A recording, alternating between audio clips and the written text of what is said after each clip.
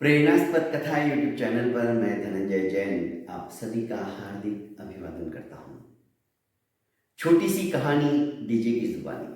दोस्तों, आज की कहानी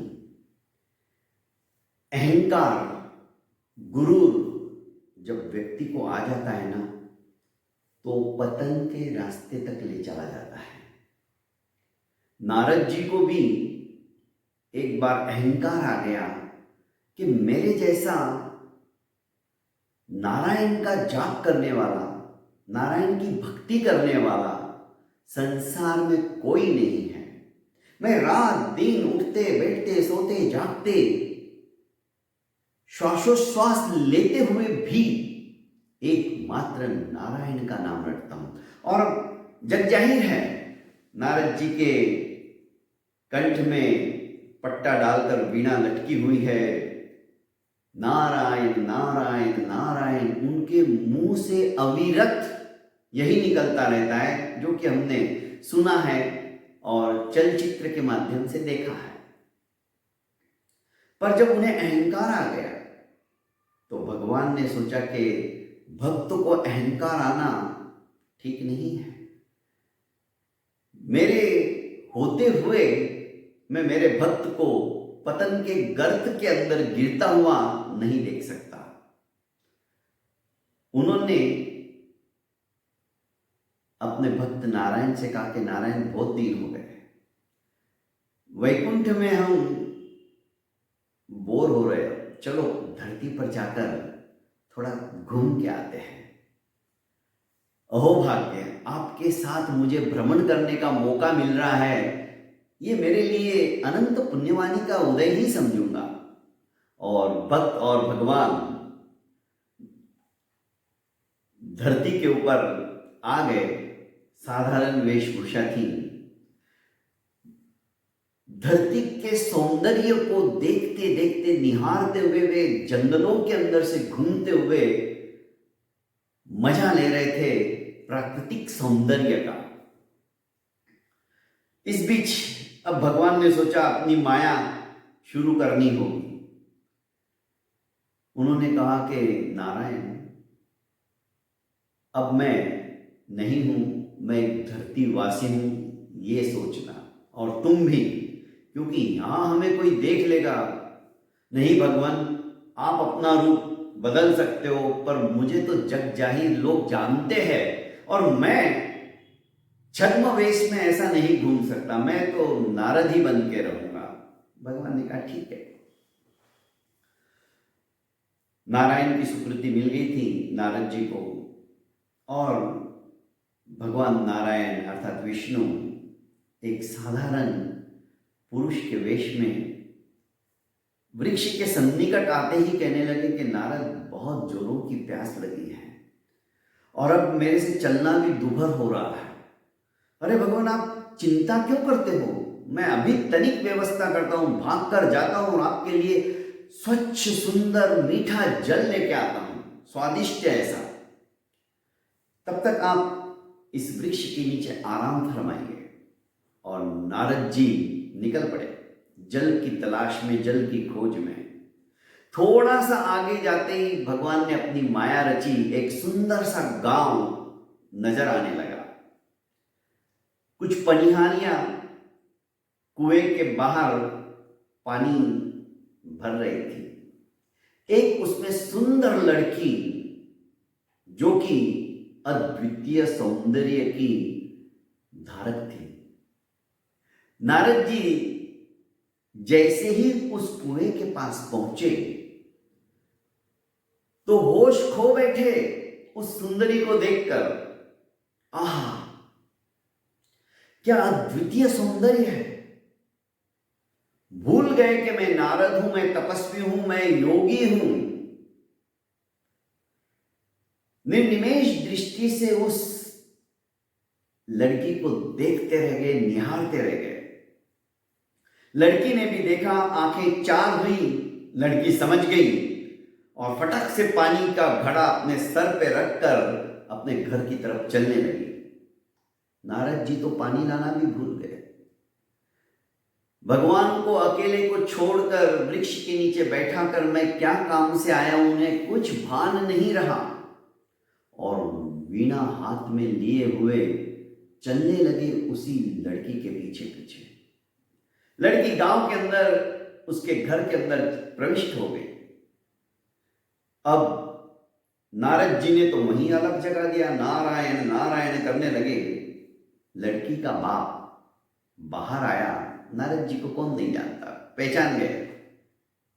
और नारद जी को तीनों लोक में कहीं पर भी रोक टोक नहीं है, वे कहीं पे भी आ जा सकते हैं कभी भी।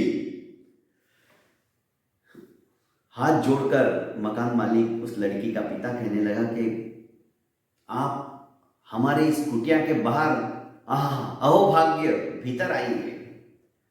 भीतर आए, चौरंग के ऊपर बैठाकर उनके पदों का प्रक्षालन किया, चरणामृत आंखों को लगाकर सर पे लगाया और थोड़ा आचमन भी किया और कहने लगे कैसे आना हुआ,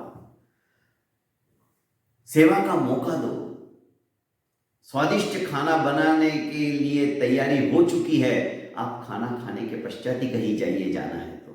उसने, नारद जी ने कहा मैं कहीं जाने के लिए नहीं आया हूं, मैं तो यहां रहने के लिए आया हूं। आश्चर्यचकित होकर पूछने लगे कैसी बात कर रहे हो? हाँ, मैं तुम्हारी लड़की से विवाह करना चाहता हूं। नारद जी ने स्पष्ट शब्दों में इधर उधर की बातें किए बिना बोल दिया, अपने मन की बात बता दी। अभी अभी जो लड़की कुएं से पानी भर के लाई थी वो आपकी ही कन्या है ना, बस मैं उसी से विवाह करना चाहता हूं। आश्चर्यचकित हो गए।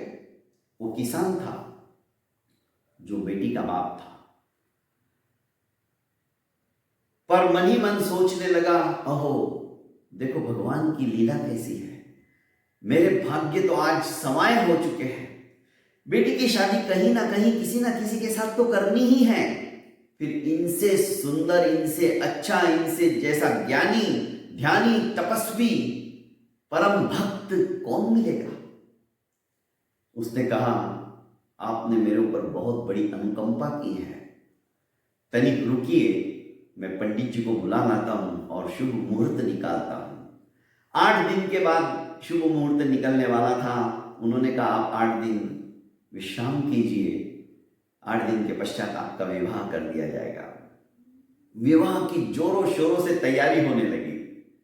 भूल गए नारद जी के भगवान को वहां पे बैठा के आया हूं, मोह माया के अंदर उलझ गए, उन्हें भान ही नहीं रहा।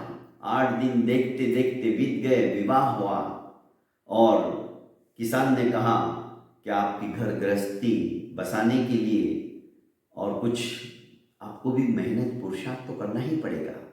आइए, मेरी ही खेती के अंदर जो एक भाग है, वैसे भी मैं अपनी बेटी के विवाह में उसके होने वाले पति को दहेज के रूप में देने वाला था, अब आप यहीं रहने वाले हो, ये तो मेरा परम सौभाग्य है।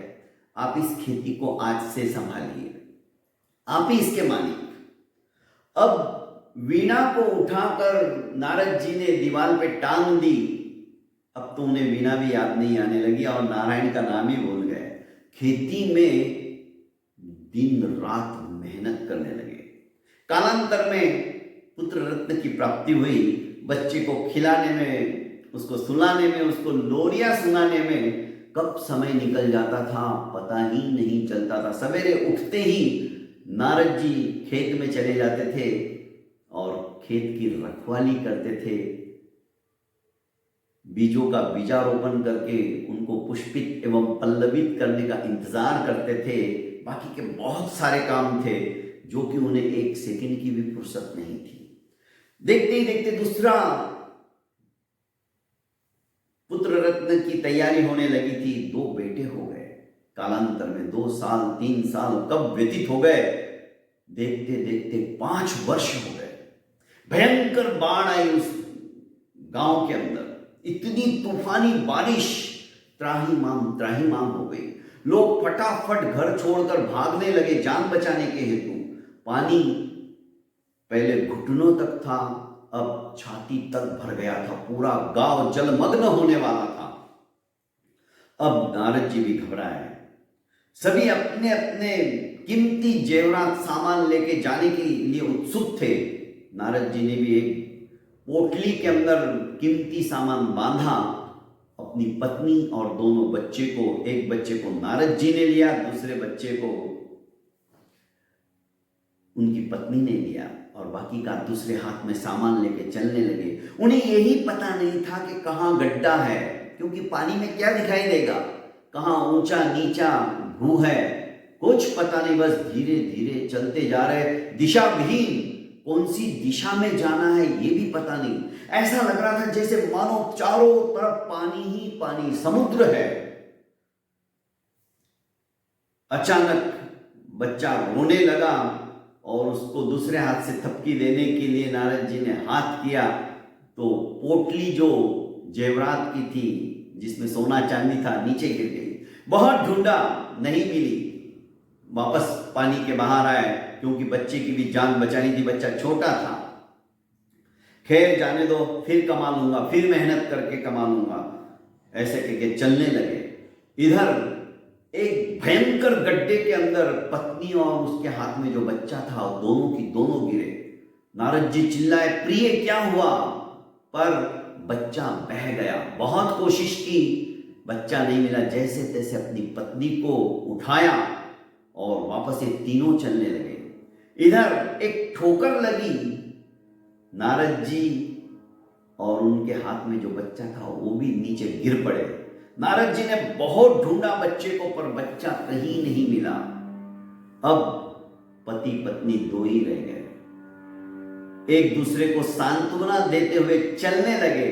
चलते चलते नारद जी ने कहा, प्रिय चिंता मत करो, हम दोनों हैं, बच्चे और हो जाएंगे, तुम मिलाप मत करो। और दोनों एक दूसरे का हाथ पकड़कर चल रहे थे। इतने में भयंकर ऐसा कांटा जो कि तीक्ष्ण था, नारद जी के हाथ में चुभा। नारद जी ने अपनी प्रिय का हाथ छोड़ा और कांटा निकालने के लिए पानी में ही डुबकी लगाई। पर इस बीच भयंकर एक लाट आई और उनकी पत्नी भी उस प्रवाह के अंदर प्रवाहित हो गई। नारद जी चिल्लाते रहे, विलाप करते रहे, पर जब तक वो आंखों से ओझल हो गई। नारद जी एकाकी रहे। अब दुख में सुमिरन सब करे, भगवान की याद आई, प्रभु तुम कहां हो? और तैरते तैरते किनारे आए, कपड़े झटके, भगवान को याद करने लगे। अचानक जैसे तंद्रा टूटी हो, वही वीणा उनके हाथ में थी। मैं यहां का वीणा कैसे क्या आ गई? ये सब क्या स्वप्न देख रहा हूं क्या? आए भगवान के पास, सोचने लगे, भगवान ने तो अभी तक पानी ही नहीं पिया, मैं तो पानी लाने, सब कुछ याद आने लगा। मैं तो पानी लाने गया था, पर मेरा उस कन्या से मुलाकात, उसके साथ विवाह, किसान ने जमीन का टुकड़ा दिया, मैंने खेती की, मेरे 2 बच्चे हुए, सब कुछ याद आने लगा। मैं तो भगवान को ही भूल गया। उनके लिए पानी लाना था, मैं तो पानी भी नहीं लाया, मैं तो पानी में से अभी निकला हूं। ये क्या हो रहा है? सोचते सोचते भगवान के सामने आए और कहने लगे कि भगवान मुझे माफ करना, मैं पानी लाने के लिए गया था, पर मैं पानी नहीं लाया हूं, पानी मिला ही नहीं मुझे, मैं तो दूसरा ही लोक में चला गया हूं, ऐसा लग रहा था। भगवान मंद मंद मुस्कुराने लगे और कहने लगे, नारद जी आप अभी तो गए थे, कोई बात नहीं, उधर कहीं पानी नहीं मिला होगा तो आगे चलते, आगे मिल जाएगा, आप इतने हताश और निराश क्यों हो रहे हैं? भगवान मैं अभी नहीं गया, मुझे तो 5-6 साल हो गए। भगवान फिर से मुस्कुरा दिए। नारद समझ गए कि मुझे जो अहंकार आ गया था कि मेरे जैसा कोई भक्त नहीं है, भगवान की उपासना करने वाला कोई साधक नहीं है, मैं ही हूं एक जो दिन रात भगवान की स्तुति करता हूं, नारायण नारायण का जाप करता हूं।